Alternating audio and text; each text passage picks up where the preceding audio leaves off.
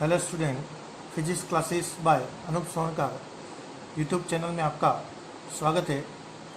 पिछली क्लास के अंदर चैप्टर नंबर 9 प्रकाश लाइट, जिसके अंदर अपन पढ़ चुके थे दर्पण, दर्पण के प्रकार, प्रकाश के गुण और प्रकाश का परावर्तन। उसी के आगे बढ़ते हैं। उसके बाद अपना नेक्स्ट टॉपिक आता है दर्पण संबंधित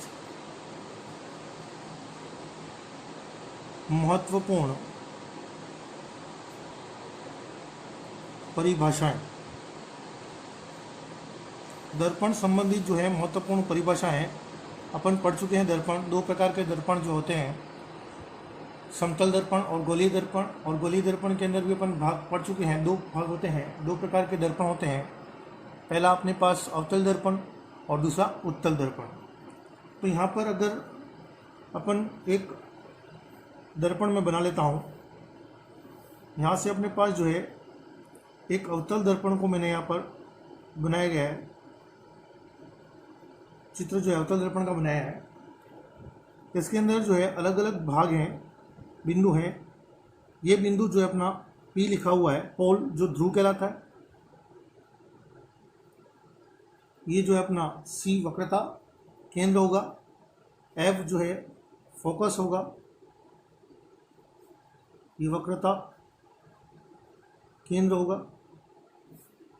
P तथा F के मध्य जो दूरी होगी उसको अपन स्मॉल f से लिखेंगे, जिसको बोलते हैं फोकस दूरी।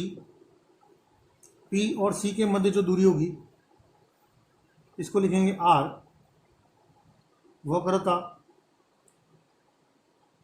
त्रिज्या। एक एक करके अपन को परिभाषा पढ़नी है। सबसे पहली परिभाषा आती है अपने पास द्वारक। द्वारक क्या होता है?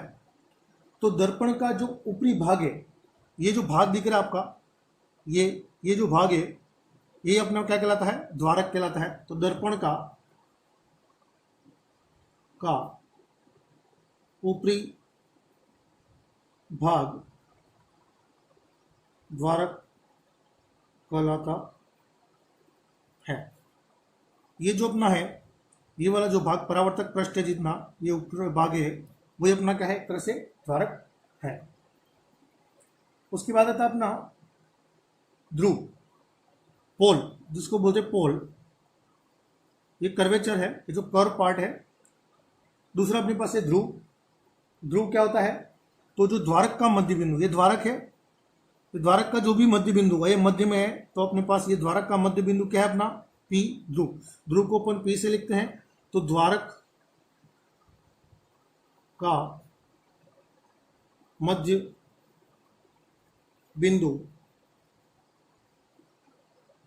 ध्रुव कहलाता है। जो दर्पण का द्वारक है, ये द्वारक है अपना, और द्वारक का जो मध्य बिंदु है ये अपना जो है ध्रुव कहलाता है। तीसरा बिंदु आता है अपने पास इसके अंदर परिभाषाओं के अंदर वक्रता केंद्र।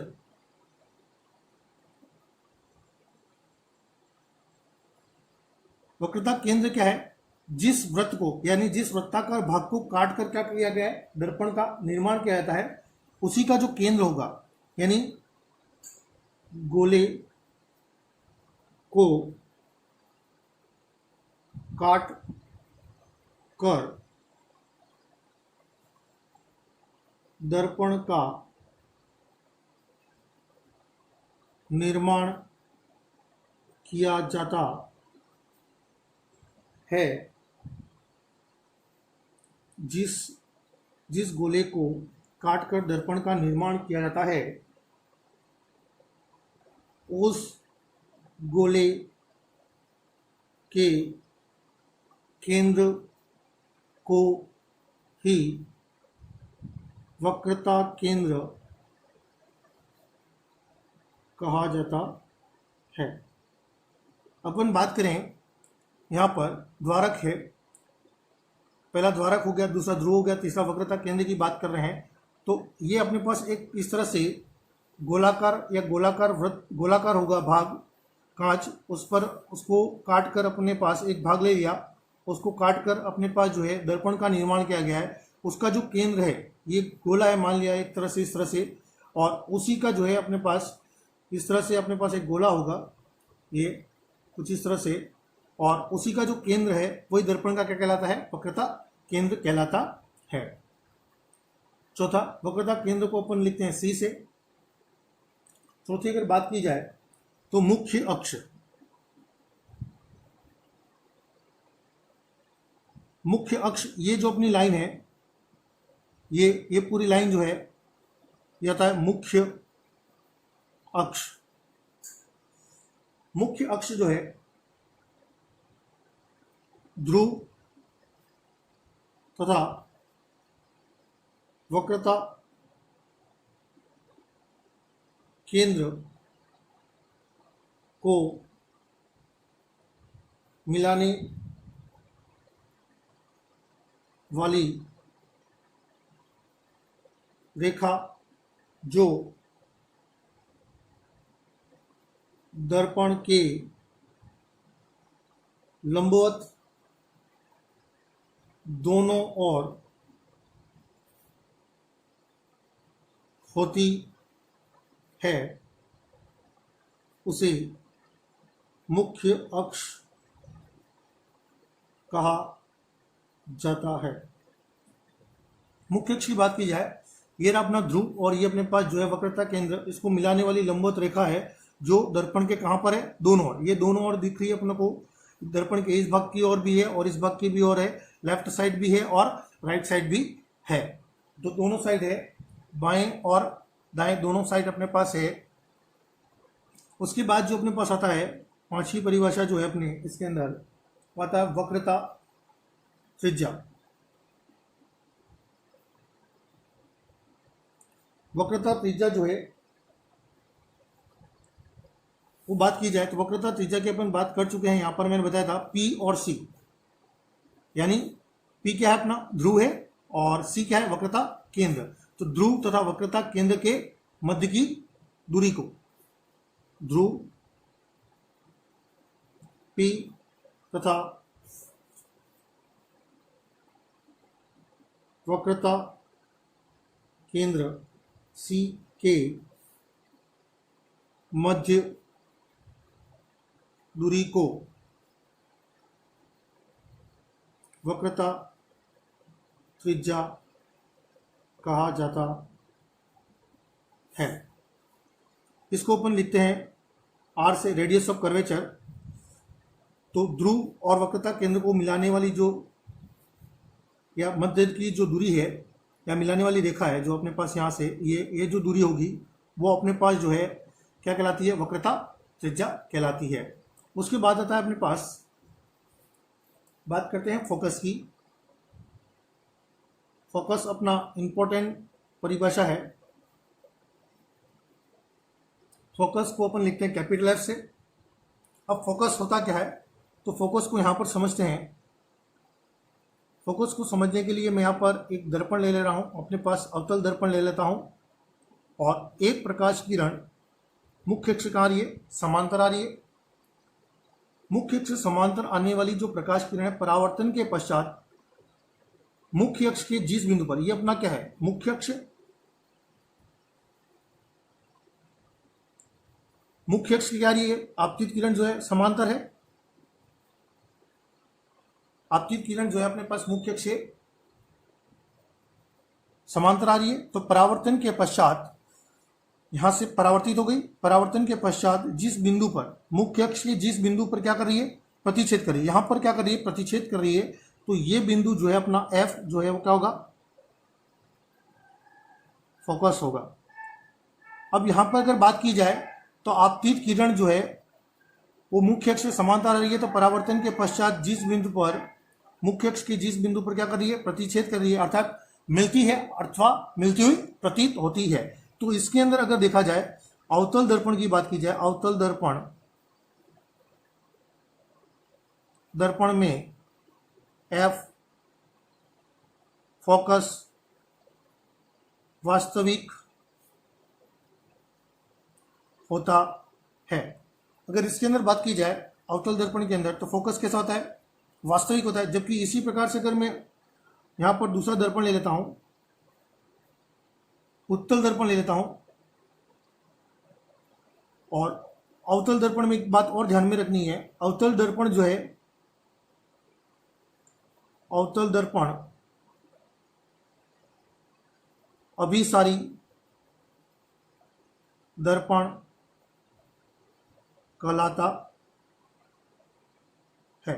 अभिसारी दर्पण का मतलब है जो यहां पर क्या कर रहा है, प्रकाश की किरणों को क्या करता है, एक बिंदु पर केंद्रित करता है। अब अगर बात की जाए, ये अपने पास उत्तल दर्पण ले लिया, उत्तल दर्पण में देख लेते हैं कि फोकस कहां पर होगा। ये मुख्य अक्ष के समांतर प्रकाश किरण आ रही है, ये आपतित किरण है, ये मुख्य अक्ष हो गया, और यहां से जो प्रकाश किरण आएगी वो यहां से ही अपने पास क्या हो जाएगी, परावर्तित हो जाएगी। तो अपने पास जो है ये प्रकाश किरण जो है आगे मुख्य अक्ष पर प्रतिच्छेद नहीं कर रही है, अर्थात यहां से अपन क्या करें, इसको आगे तक बढ़ा देता हूं, तो ये मिलती हुई क्या होगी, प्रतीत होगी। अर्थात यहां पर जो है वास्तव में प्रतिच्छेद नहीं कर रही है, प्रतिच्छेद करते हुए क्या हो रही है, प्रतीत हो रही है। तो यहां पर जो एफ है, ये जो फोकस होगा, ये फोकस जो है वो अपने पास कैसा है, आभासी होगा, आभासी फोकस है। और इसके अंदर जो अपने पास उत्तल दर्पण जो होते हैं उसको अपन कहते हैं अपसारी दर्पण, जो प्रकाश की किरणों को क्या कर देते हैं, फैला देते हैं। ये प्रकाश की किरणों को फैलाने का काम करते हैं, और ये प्रकाश की किरणों को क्या करते हैं, केंद्रित करने का कार्य करते हैं। तो अपन को ध्यान में रखना है, अवतल दर्पण का फोकस कैसा होता है, वास्तविक होता है, जबकि उत्तल दर्पण का फोकस कैसा होता है, आभासी होता है। अवतल दर्पण अभिसारी दर्पण कहलाता है, और उत्तल दर्पण जो है अपसारी दर्पण कहलाता है। तो अगर बात की जाए परिभाषा की फोकस की, तो जब कोई प्रकाश की किरण मुख्य अक्ष के समांतर दर्पण पर आपतित होती है, तो परावर्तन के पश्चात जिस बिंदु पर मिलती है, अर्थात मिलती हुई प्रतीत होती है, मुख्य अक्ष से जिस बिंदु पर मिलती है अर्थात मिलती हुई प्रतीत होती है, तो उस बिंदु को अपन क्या कहते हैं, फोकस कहते हैं। तो यहां पर परिभाषा लिख देते हैं, जब कोई प्रकाश की किरण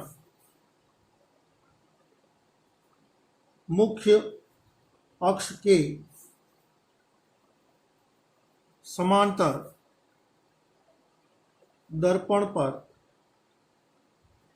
आपतित होती है, तो परावर्तन के पश्चात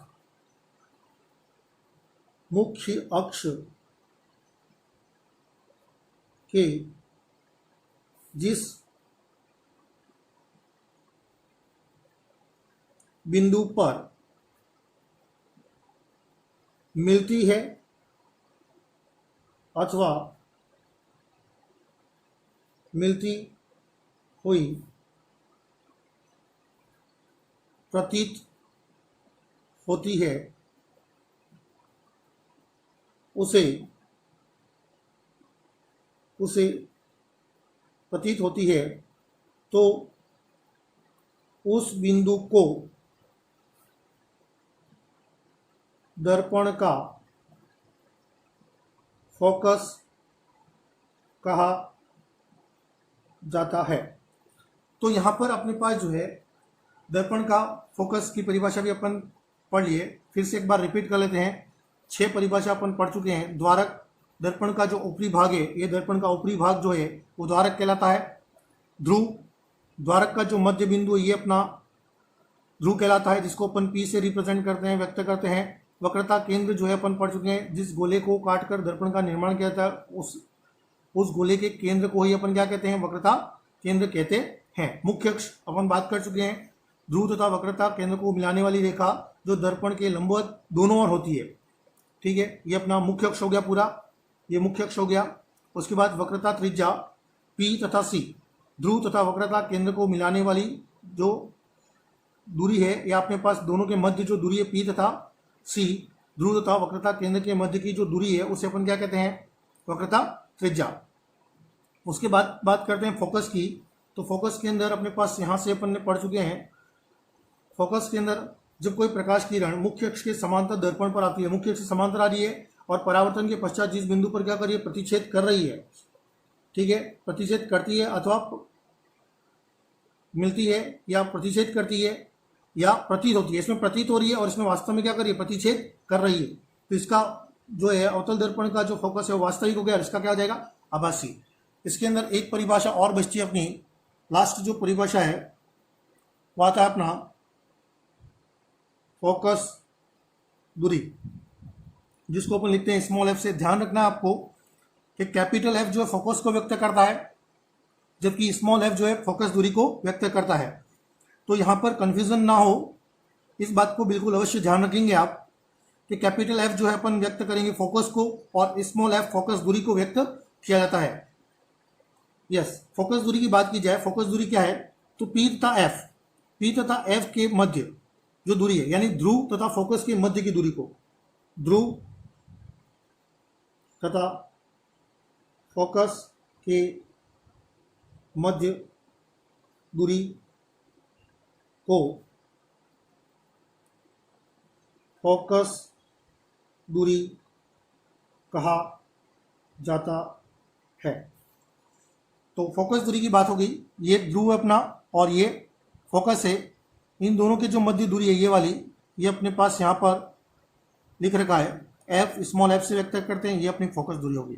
तो दर्पण से जो संबंधित महत्वपूर्ण परिभाषा थी यहाँ पर अपने पास क्लियर होती है, ये आपको क्लियर हो गया होगा।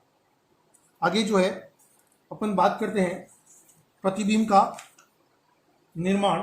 प्रतिबिंब का निर्माण कैसे होता है, किस प्रकार से होता है, कौन सी किरणों से प्रतिबिंब का जो है वो निर्माण होगा, उसकी बात अपन करेंगे यहाँ पर। तो प्रतिबिंब के निर्माण के लिए कितनी प्रकाश की किरणों का आवश्यकता होती है, तो ध्यान में रखना है कि जब भी प्रतिबिंब का निर्माण होगा तो परावर्तन के पश्चात दो या दो से अधिक, दो तो कम से कम अपन को प्रकाश की किरणें आवश्यक हैं जो क्या करती हैं, प्रतिबिंब का निर्माण करती है। तो प्रतिबिंब के निर्माण के लिए दो प्रकाश की किरणों का होना आवश्यक है। तो प्रतिबिंब का निर्माण टॉपिक है अपना प्रतिबिंब का निर्माण। प्रतिबिंब का निर्माण में यहां पर दो भाग कर देता हूं। अपन बात करते हैं इधर अवतल दर्पण और इधर बात करेंगे उत्तल दर्पण। देखिए, सबसे पहले अपन बात करते हैं अवतल दर्पण की। तो कोई भी प्रकाश की किरण आपतित हो रही है तो उसके अंदर चार प्रकाश की किरणें जो है अपने पास मुख्य रूप से होती हैं। तो पहली बात करता हूं, जब कोई प्रकाश किरण मुख्य अक्ष से समांतर, ये मुख्य अक्ष है, ये मुख्य अक्ष हो गया अपना, और उसके समांतर आपतित हो रही है। जब भी मुख्य अक्ष के समांतर अपने पास प्रकाश किरण दर्पण पर आपतित होगी तो सदैव वो परावर्तन के पश्चात कहां से गुजरेगी, फोकस, कहां से गुजरेगी, फोकस से होकर गुजरती है। ये आपको ध्यान में रखना है। तो जब भी कोई प्रकाश किरण दर्पण के समांतर आपतित होती है तो परावर्तन के पश्चात कहां से गुजरती है, फोकस से होकर गुजरती है। दूसरा, जब भी कोई प्रकाश किरण फोकस से होकर दर्पण पर आपतित होती है तो परावर्तन के पश्चात वो मुख्य अक्ष की क्या हो जाती है, समांतर हो जाती है। यह आपतित किरण हो गई और यहां से ये आपतित होगी, ये परावर्तित हो जाएगी। दोनों अलग हैं, कंफ्यूजन नहीं करना है। आपतित किरण ये यहां से ही जा रही है, यहां से जाएगी और इस तरह से परावर्तित होगी, और यहां से इस तरह से आपतित होगी और यहां से इस तरह से परावर्तित होगी। यहां से अपनी कौन सी किरण हो जाएगी, परावर्तित किरण। तीसरा बात करें तो अपने पास जो है, अगर कोई प्रकाश किरण सीधी ध्रुव पर आपतित होती है तो उतने ही डिग्री के कोण पर क्या हो जाती है, परावर्तित हो जाती है। तीसरा अपने पास जो है यहाँ पर जितने डिग्री का कोण बनेगा उतने ही डिग्री के कोण पर क्या हो जाएगी, परावर्तित हो जाएगी, या ये अपनी आपतित किरण हो गई।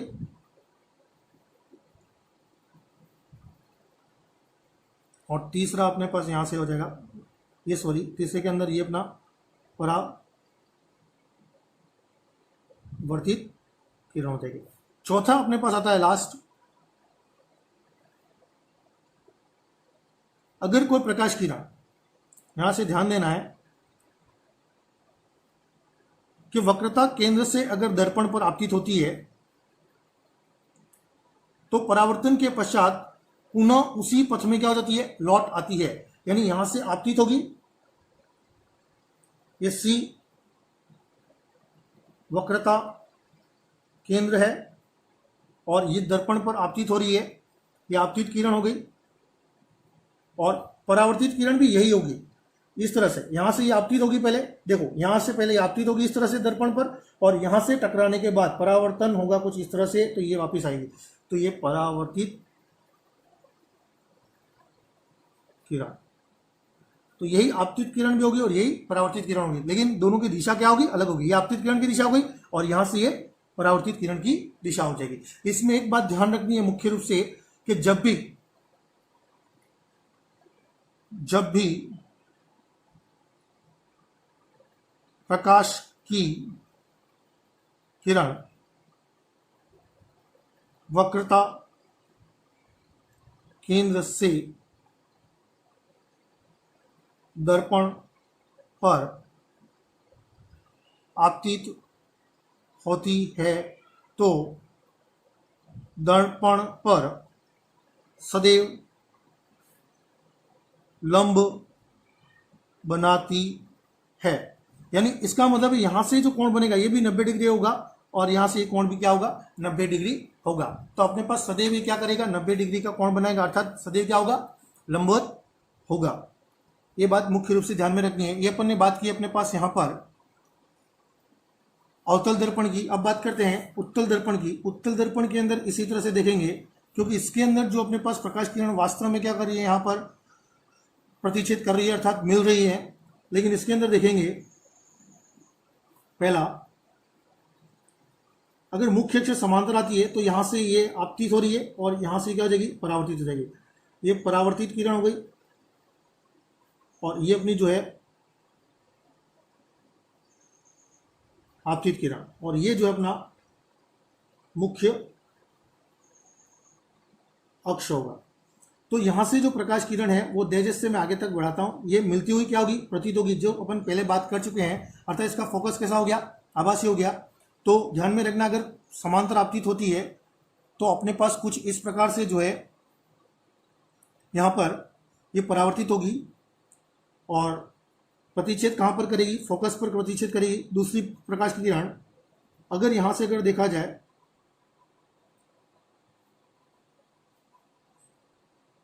फोकस से अगर आपतित होती है, ये इस तरह से आपतित हो रही है और परावर्तन के पश्चात जो है मुख्य अक्ष क्या हो जाएगी, समांतर हो जाएगी। ये आपतित हो गई, ये फोकस से आपतित हो रही है, अर्थात ये प्रतीत हो रही है इस तरह से, और यहां से क्या हो जाएगी, परावर्तित किरण हो जाएगी।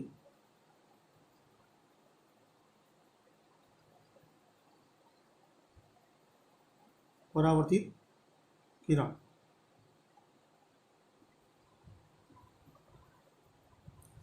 ये अपने पास परावर्तित किरण हो गई। और उसी प्रकार से तीसरा देखा जाए, तीसरे के अंदर अपने पास जो प्रकाश किरण है यहां पर ये सीधी, तीसरी जो प्रकाश किरण है सीधी अपने पास जो है यहां पर ध्रुव पर अगर आपतित होती है, ये ध्रुव पर आपतित होती है तो उसी कोण पर क्या हो जाएगी, परावर्तित हो जाएगी। लेकिन इसी प्रकाश किरण को अपन को आगे डैश डैश तक क्या करना है, आगे बढ़ाना है। ये अपने पास आपतित किरण हो गई, ये परावर्तित किरण हो जाएगी। उसी प्रकार से चौथी जो प्रकाश किरण होगी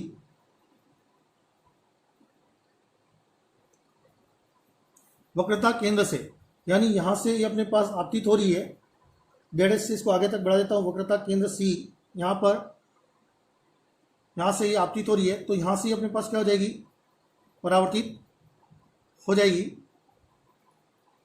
ये अपन को ध्यान में रखना है, ये आपतित होगी और इसी तरह से क्या हो जाएगी, परावर्तित हो जाएगी। तो आपतित किरण भी यही होगी, और यहाँ से आपतित हुई और यहाँ से क्या हो जाएगी, परावर्तित होगा। आपतित किरण और परावर्तित किरण जिस तरह से इसमें समान रूप से थे, उसमें भी इसमें भी क्या होगा, समान उसी प्रकार से होगा। लेकिन ये प्रतिच्छेद प्रतीत कहाँ पर होगी, सी वक्रता केंद्र पर, जहाँ पर इस तरह से अपने पास यहाँ पर पहले पढ़ चुके हैं। ये अपना प्रतिबिंब के निर्माण के अंदर चार जो प्रकाश की किरणें जो मुख्य रूप से होती हैं, उन चारों किरणों को अपन पढ़ चुके हैं। अपन बात करेंगे प्रतिबिंब का निर्माण उत्तल दर्पण के अंदर और अवतल दर्पण के अंदर कैसे होगा। तो सबसे पहले अपन बात करते हैं अवतल दर्पण। अवतल दर्पण के अंदर सबसे पहले प्रतिबिंब दो प्रकार के बनते हैं। पहला बनता है आभासी और सीधा, आभासी तथा सीधा। आभासी तथा सीधा प्रतिबिंब की अगर बात करें अपन, तो आभासी और सीधा प्रतिबिंब बनेगा जब वस्तु को कहाँ पर रखा जाए। मैं पहले पिछली क्लास के अंदर बता चुका हूं आपको, जब वस्तु को P तथा F के मध्य रखा जाता है। तो यहां पर देखते हैं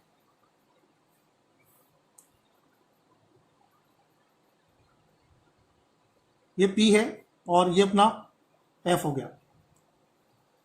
इसके अंदर जो है पहली प्रकाश किरण मुख्य अक्ष से समांतर अपने पास आपतित कर रहा हूं, तो अपने पास ये फोकस से होकर गुजरेगी, और दूसरी प्रकाश किरण मैं यहाँ से सीधी पॉल पर आपतित कराता हूं। ये वस्तु है अपने पास AB, जिसको लंबवत रखा गया है अक्ष के। तो पहली प्रकाश किरण अपने पास दर्पण के समांतर आपतित हो रही है, जो यहाँ से आपतित होगी और इस तरह से क्या हो जाएगी, परावर्तित हो जाएगी। और दूसरी प्रकाश किरण यहाँ से मैं ले रहा हूँ, सीधी ध्रुव पर आपतित हो रही है और उतने ही कोण पर क्या हो जाएगी, परावर्तित हो जाएगी यहाँ से।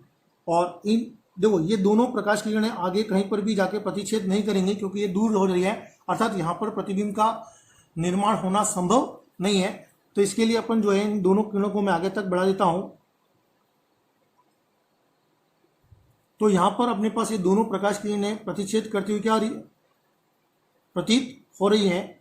ये A डैश और B डैश, ये जो प्रतिबिंब बना वो कैसा बना, आभासी तथा सीधा। ये आपको ध्यान में रखना है, आभासी तथा सीधा प्रतिबिंब का निर्माण हो गया। अब अपन बात करें इसके अंदर दूसरा वास्तविक तथा उल्टा। जब वस्तु को F यानी क्या है, फोकस के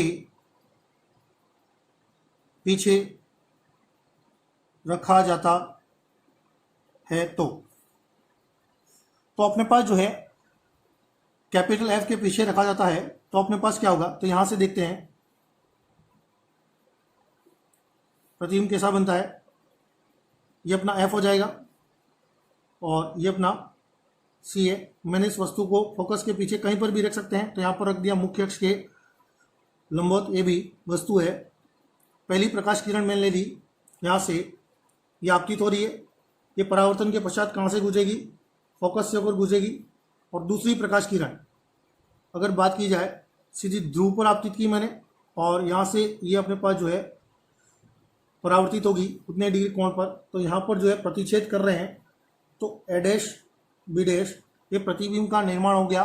और ये जो प्रतिबिंब का निर्माण हो रहा है, क्योंकि वास्तव में यहाँ पर क्या कर रही है, प्रतिच्छेद कर रही है किरणें परावर्तन के पश्चात, तो ये प्रतिबिंब कैसा होगा अपना, वास्तविक तथा कैसा बन गया, उल्टा। तो वस्तु को जब ध्रुव तथा फोकस के मध्य रखा जाएगा, तो प्रतिबिंब जो है आभासी तथा सीधा बनेगा, और अपने पास जो है वस्तु को फोकस के पीछे रखा जाएगा तो वास्तविक तथा उल्टा बनेगा। अब हम बात करते हैं उत्तल दर्पण। उत्तल दर्पण से बनने वाले प्रतिबिंब सदैव कैसे होते हैं, अपन पहले पढ़ चुके हैं कि उत्तल दर्पण से बनने वाले प्रतिबिंब सदैव कैसे होते हैं, आभासी और सीधे होते हैं। तो यहाँ पर मैं एक उत्तल दर्पण ले लेता हूँ। उत्तल दर्पण के अंदर वस्तु को कहीं पर भी रखा जा सकता है। ये वस्तु को मैंने रख दिया, इसके अंदर प्रतिबिंब सदैव कैसा बनेगा, आभासी बनेगा। पहला मुख्य अक्ष से समांतर आ रही है, तो यहाँ से ये परावर्तित हो जाएगी और इसको डैश से अपन आगे तक मिलाते हैं। कहाँ पर जाके मिलेगी, प्रतिच्छेद करेगी, प्रतीत होगी फोकस पर। ये भी अपनी वस्तु है, ये अपना ध्रुव हो गया और ये अपना सी वक्रता केंद्र हो जाएगा। अब दूसरी प्रकाश किरण में ले ली, यहाँ से सीधी ध्रुव प्राप्तित हो रही है, उतने कोण पर क्या हो जाएगी, परावर्तित हो जाएगी। और ये डैश से इसको भी आगे तक बढ़ाना, जो मैं बता चुका हूँ। तो ये दोनों प्रतिच्छेद करती हुई क्या हो रही है, प्रतीत हो रही है। तो यहाँ पर जो प्रतिबिंब का निर्माण होगा वो कैसा होगा, आभासी, ए डैश बी डैश, ये बनेगा आभासी तथा सीधा। अपन बात कर लेते हैं कि आभासी और वास्तविक प्रतिबिंब क्या होते हैं।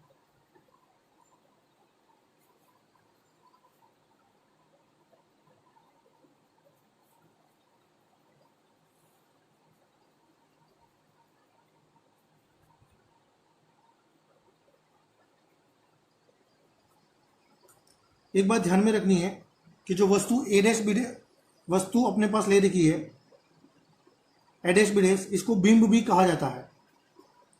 तो यहां से अपन बात करते हैं वास्तविक प्रतिबिंब और आभासी प्रतिबिंब। इन दोनों के अंदर अपने पास जो है, दोनों की बात की जाए तो इसके अंदर वास्तविक प्रतिबिंब के अंदर इस प्रतिबिंब सदैव कैसे बनते हैं, तो अपन देखते हैं वास्तविक के अंदर कैसा बनता है, उल्टा बनता है। और ये प्रतिबिंब कैसा बनेगा, सीधा बनेगा। इस प्रतिबिंब को पर्दे पर प्राप्त किया जा सकता है और इसे पर्दे पर प्राप्त नहीं किया जा सकता है।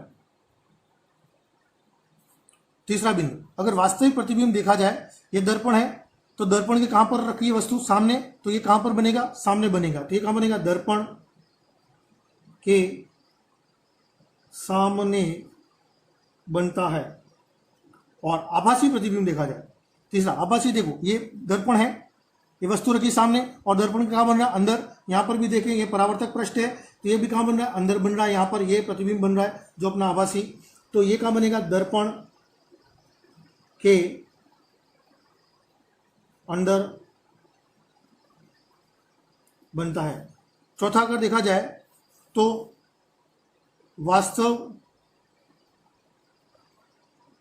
वास्तव में परावर्तन के पश्चात प्रकाश की किरणें प्रतिच्छेद करती हैं और इसमें क्या होगा, परावर्तन के पश्चात मिलती हुई प्रतीत होती है।